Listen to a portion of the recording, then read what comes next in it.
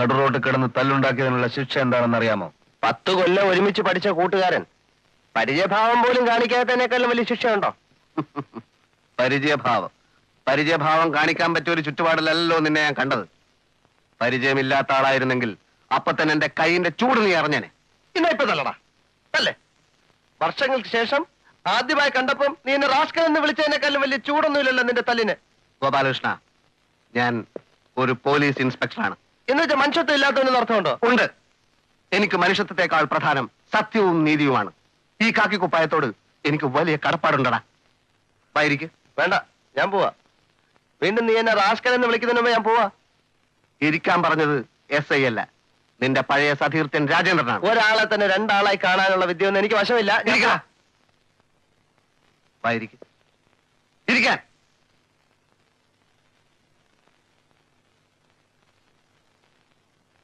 കോട്ടപ്പള്ളി സുലൈമാൻ എന്നൊരാളെ കേട്ടിട്ടുണ്ടോ? ഇല്ല. നഗരത്തെ കിടുകിടാ വറപ്പിച്ചിരുന്ന ഒരു ഗുണ്ട, ഘനഗംഭീരൻ, അഭ്യാസി, ഇവിടുത്തെ പണച്ചാക്കുകളുടെ കൊടാലിക്കൈ, രാഷ്ട്രീയ നേതാക്കന്മാരുടെ ഇഷ്ടത്തോഴൻ. ചാർജ് എടുത്തതിന്റെ 3-ാം ദിവസം ഐതിഹാസികമായ ഒരു സംഘടനത്തിലൂടെ ഞാൻ അവനെ തറപറ്റിച്ചു. അവിടുന്ന് അങ്ങോട്ട് എന്റെ ജൈത്രയാത്രയായിരുന്നു. എലിമെന്ററി സ്കൂളിൽ മൂക്കിൾ ഒലിപ്പിച്ച് നടന്നിരുന്ന ആ പഴയ എല്ലുന്ത്യ രാജേന്ദ്രനിൽ നിന്നും ഈ നിൽക്കുന്ന SI രാജേന്ദ്രനിലേക്കുള്ള പ്രയാണം സംഭവബഹുലമായിരുന്നു. എനിക്കിന്ന് മൃദുല വികാരങ്ങളില്ല, മനുഷ്യത്വം തീരെയില്ല. കുറ്റവാളികളെ കടിച്ചു കീറാൻ തയ്യാറെടുത്ത് നിൽക്കുന്ന ഒരു സിംഹമാണ് ഞാനിന്ന്. നീ ഇത്രയും ഭയങ്കരനായ വിവരം ഞാൻ അറിഞ്ഞില്ല.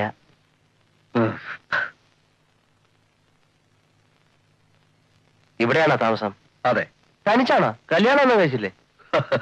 കല്യാണം ഈ ജീവിതത്തിൽ അതുണ്ടാവില്ല. അതെന്താ? ഗോപാലകൃഷ്ണ, ഒരു പോലീസ് ഉദ്യോഗസ്ഥൻ ഒരു സന്യാസിയാണ്. സന്യാസി ആത്മീയതക്കായി സ്വയം അർപ്പിക്കുന്നു. ഒരു പോലീസ് ഉദ്യോഗസ്ഥൻ രാഷ്ട്രത്തിന് വേണ്ടി സ്വയം സമർപ്പിക്കുന്നു. സത്യവും നീതിയുമാണ് എന്റെ ഭാര്യ. ഏതെങ്കിലും ഒരു പീറ പെണ്ണിന്റെ മുമ്പിൽ അടിയറക്കാനുള്ളതല്ല ഈ ജീവിതം. നീയാളൊരു മഹാനായി മാറി. അതെ. ഇനി പറയൂ, എന്തിനാണ് നീ റോഡിൽ വെച്ച് തല്ലുണ്ടാക്കിയത്? പറയാം. നിന്റെ ഡിപ്പാർട്ട്മെന്റിനെ ഒരാൾ അപമാനിക്കാൻ ശ്രമിച്ചു. ആരാലും ഞാൻ വിടില്ല. അടങ്ങ്, ഞാൻ പറയാം. വേഗം പറയൂ. അത് പിന്നെ എന്റെ ഒരു വീട് ഇവിടെ വാടകയ്ക്ക് കൊടുത്തിരുന്നു. അവര് വാടക ഒന്നും അവര് കറക്റ്റായിട്ട് ആയിരുന്നില്ല. ഇറങ്ങാൻ പറഞ്ഞിട്ട് ഇറങ്ങുന്നില്ല. ഒടുവിൽ ഞാൻ അവരോട് പറഞ്ഞു പിന്നെ പോലീസിൽ കംപ്ലൈന്റ് ചെയ്യുന്നു. അപ്പൊ അവിടുത്തെ സ്ത്രീയും മകളും എന്നോട് പറയാ, പിന്നെ അവരെന്ത് പറഞ്ഞു? അവര് പറയാ പിന്നെ പോലീസിനെ അവർക്ക് പേടിയില്ല, ഇവിടുത്തെ SI ഒരു കിഴങ്ങനാണ്, അയാൾ വിചാരിച്ച ഒരു പുണ്യം ചെയ്യില്ല. സ്റ്റോപ്പ്. മതി ഗോപാലകൃഷ്ണ, മതി. എനിക്കിപ്പോ അവരെ കാണണം. എനിക്ക് അവരോട് പ്രതികാരം ചെയ്യണം. പുറപ്പെട്.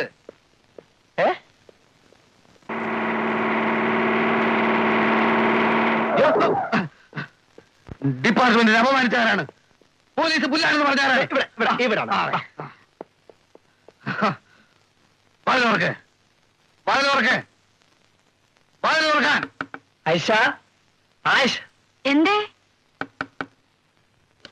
ഇങ്ങോട്ട് ഇറങ്ങിക്കാൻ. നിങ്ങളാണോ പോലീസ് പുല്ലാണെന്ന് പറഞ്ഞത്? നിങ്ങളാണോ പോലീസ് പുല്ലാണെന്ന് പറഞ്ഞത്?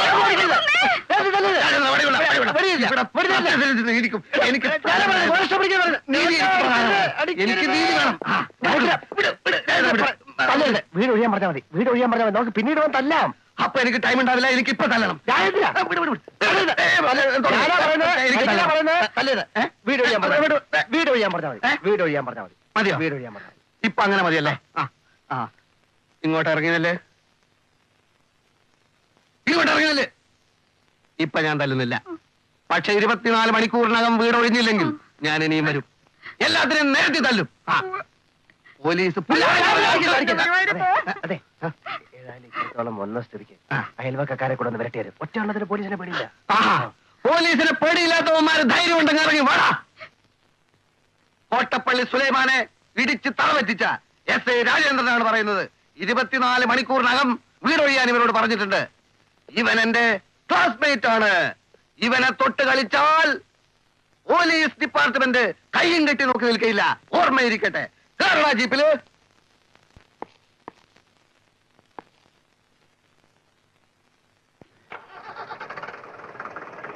എല്ലാവന്മാരെയും അടുത്ത പ്രാവശ്യം വീണ്ടും ഞാൻ പാഠം പഠിപ്പിക്കും. തല്ലെനിക്ക് പുത്തരിയല്ല, എല്ലാറ്റിനെയും തല്ലും.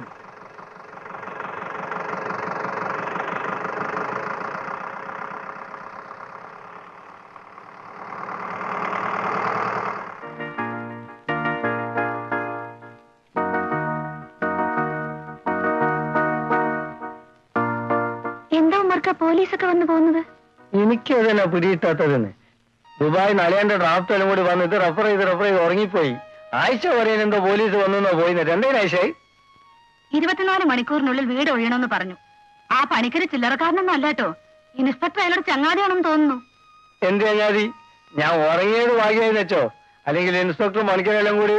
നിങ്ങളൊന്നും മിണ്ടാതിരിക്കുന്നുണ്ടോ?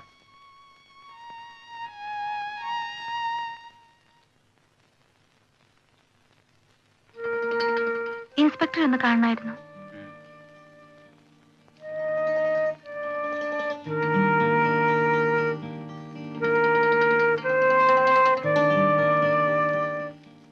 ചെല്ലു.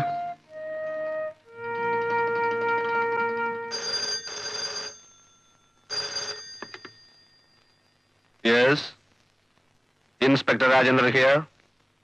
അതെ, ശരിയാണ്. തല്ലിയതും ശരിയാണ്. കുറ്റവാളികളെ കെട്ടിപ്പിടിച്ച് ഒരു ഉമ്മ കൊടുക്കാൻ ഇൻസ്പെക്ടർ രാജേന്ദ്രൻ ശീലിച്ചിട്ടില്ല. അതെ അതെ, നിങ്ങൾ ഭരണകക്ഷിയോ പ്രതിപക്ഷമോ എന്നുള്ളതല്ല ഇവിടുത്തെ പ്രശ്നം. പ്രതി കുറ്റം ചെയ്തിട്ടുണ്ടോ എന്നുള്ളതാണ്. അതെ അതെ, എനിക്ക് ഭയമില്ല. സത്യത്തിന് വേണ്ടിയാണ് ഞാൻ നിലകൊള്ളുന്നത്. നീതി നടപ്പാക്കാൻ വേണ്ടിയാണ് ഞാൻ ഈ കാക്കി കുപ്പായ വിട്ടത്.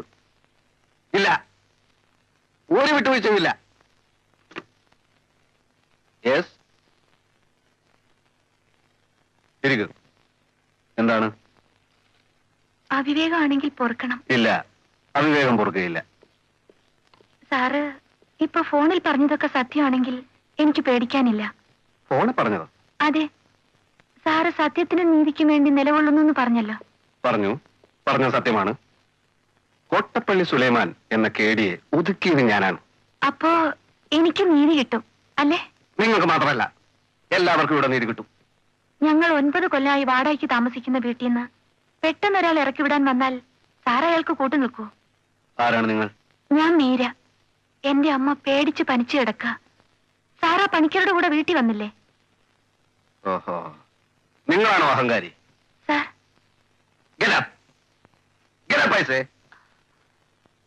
വാടക കൊടുക്കാതെ അയാളുടെ വീട്ടിൽ കയറി താമസിച്ചിട്ട് ഇവിടെ നീതിക്ക് വന്നേക്കുന്നു. വാടക കൊടുത്തില്ലെന്നോ?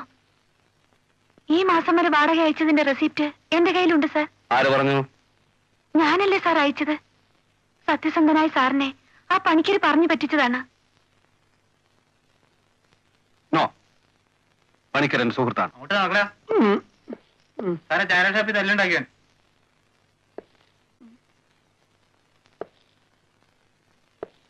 ഓഹോ, ഇവനാണോ? അയ്യോ, ഞാനല്ല സാറ്. അയ്യോ,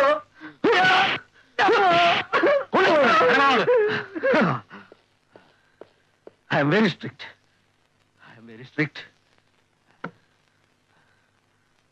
അപ്പോ വാടക കൊടുത്തു എന്ന് പറയുന്നത് സത്യമാണോ? സാർ, വാടക കൊടുത്തു എന്ന് പറയുന്നത് സത്യമാണോന്ന്? അതെ സാർ, റെസിപ്റ്റ് ഉണ്ട്. അത് മാത്രമല്ല, നിങ്ങളുടെ പേരിലുള്ള ആരോപണം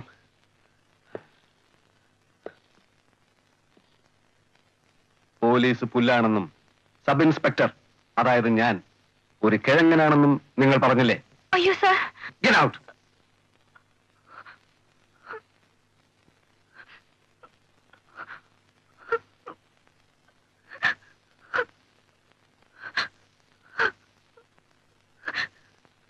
എന്തിനാണ് സാർ സാറ് കിഴങ്ങനാണെന്ന് ഞാൻ പറയുന്നത്? സാറിനെ പറ്റി ഞാൻ എത്ര കേട്ടിരിക്കുന്നു. ആർക്കെങ്കിലും സാറിനെ പറ്റി അങ്ങനെ പറയാൻ പറ്റൂ?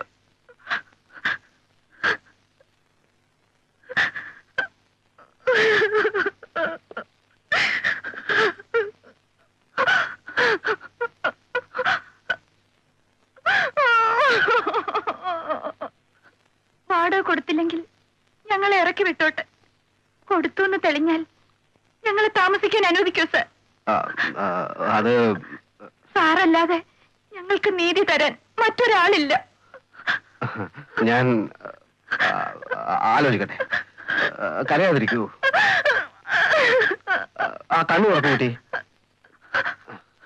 പോയിക്കോളൂ, കുട്ടിക്ക് നീതി ലഭിച്ചിരിക്കും. ഉറപ്പാണോ സർ? എസ് ഐ രാജേന്ദ്രനാണ് പറയുന്നത്. പോയിക്കോളൂ. Thank you sir. നിൽക്കൂ.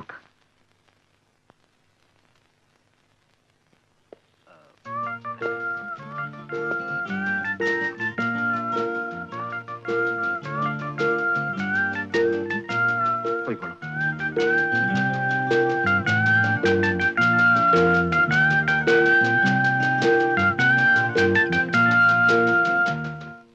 പെട്ടെന്ന് ഇങ്ങനെ ഒരു മനം മാറ്റം ഉണ്ടാകാനുള്ള കാരണം എന്താണെന്നാ ഞാൻ ചോദിച്ചത്. അവര് വാടക തരാറില്ലെന്ന് നീ നുണ പറഞ്ഞതല്ലേ? എന്നാര് പറഞ്ഞു? ഞാൻ പോലീസിനെ വിട്ട് അന്വേഷിപ്പിച്ചു. പോലീസിനെ വിട്ട് അന്വേഷിപ്പിക്കാൻ ഞാൻ പറഞ്ഞോ? ഇല്ലല്ലോ. നീ പറഞ്ഞതുപോലെ ചെയ്യാൻ പോലീസുകാരും നിന്റെ കൂലിക്കാരോ? പോലീസുകാരെ അവരെ അധിക്ഷേപിച്ചോ? ഞാൻ വിശ്വസിക്കുന്നില്ല. ആഹാ, ആ നിനക്ക് അവര് കൈക്കൂലി തന്നു അല്ലേ? ഗോപാലകൃഷ്ണ, കൈക്കൂലി എന്ന വാക്ക് തന്നെ എനിക്ക് അലർജിയാണ്. എന്തിനാ നിർത്തിയത്? തല്ലടാ, തല്ലടാ, ഒരു പ്രാണ സുഹൃത്തിന്റെ മോന്തികൾ തല്ലടാ. സ്നേഹത്തെക്കാൾ വലുതാണാ എനിക്ക് സത്യം ഉന്നീരിയും. ഒന്നോ കേട്ടോ ഗോപാലകൃഷ്ണ,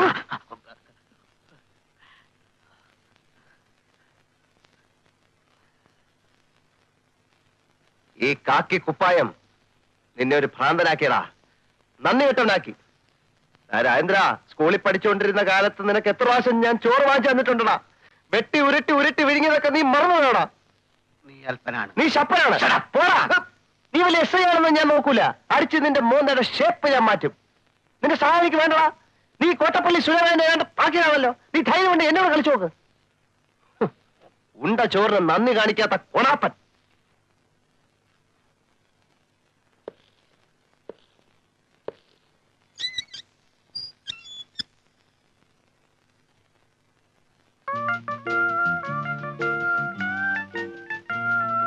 മീര, നല്ല പേര്.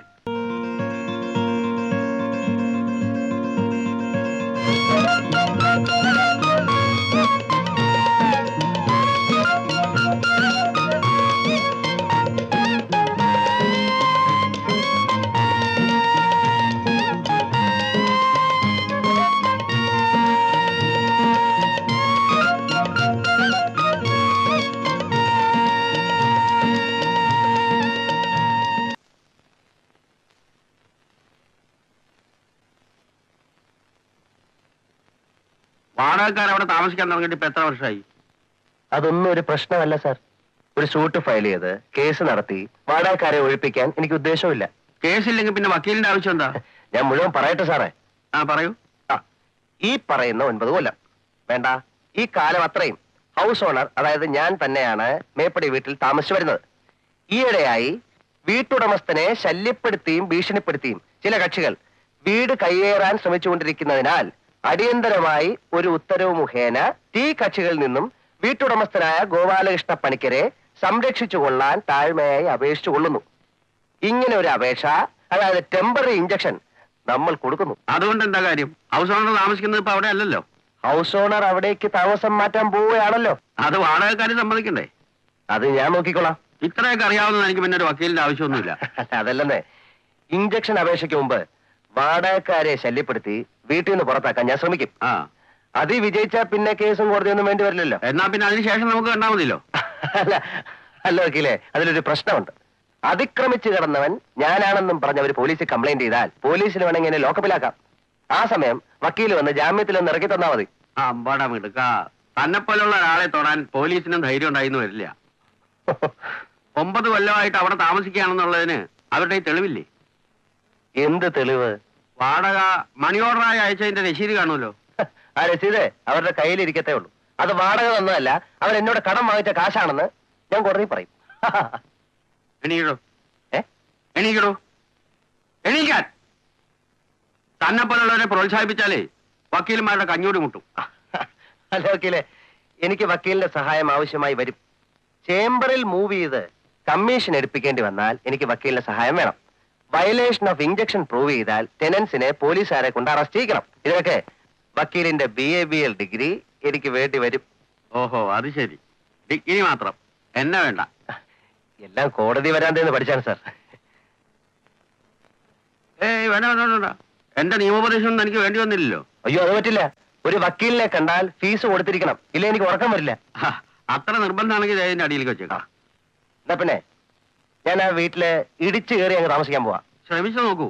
All the best.